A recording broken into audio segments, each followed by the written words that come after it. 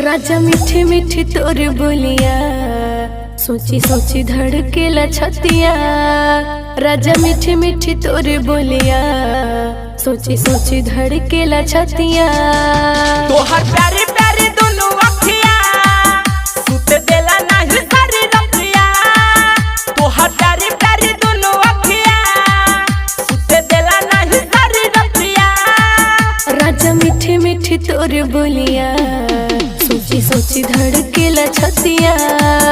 तोहर प्यारे प्यारे दोनों अखिया सुते देला नहीं सारी रतिया।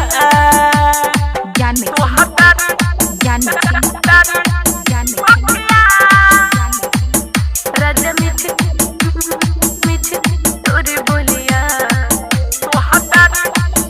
अब अभी नहीं चैन रहतानी हम बेचैन याद तोहर सतावेला। तोहर चंदा जैसा रूप जैसे बदरी के धूप मोरा मानवा के भावेला। नींदिया भी नहीं सारी रतिया सोची सोची धड़केला छतिया। राजा मीठी मीठी तोर बतिया सोची सोची धड़केला छतिया। तोहर प्यारे प्यारे दोनों अखिया सुते देला नहीं सारी रतिया। तोहर प्यारे प्यारे दोनों अखिया सुते देला नहीं सारी रतिया। राजा मीठी मीठी तोर बतिया सोची सोची धड़केला छतिया। तोहर प्यारे प्यारे दोनों अखिया सुते देला नहीं सारी रतिया। तोहर प्यारे प्यारे दोनों अखिया सोची सोची धड़केला छतिया।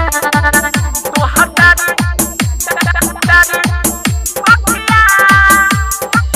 तू ही शिवम के आस बने गइला मोर खास दूर कैसे रह पई हो।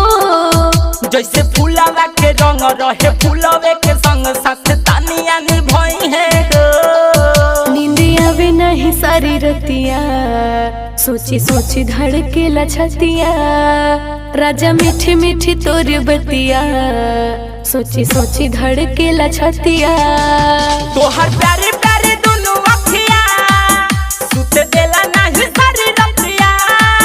तोहर प्यारे प्यारे दोनों अखिया सुते देला नहीं सारी रतिया।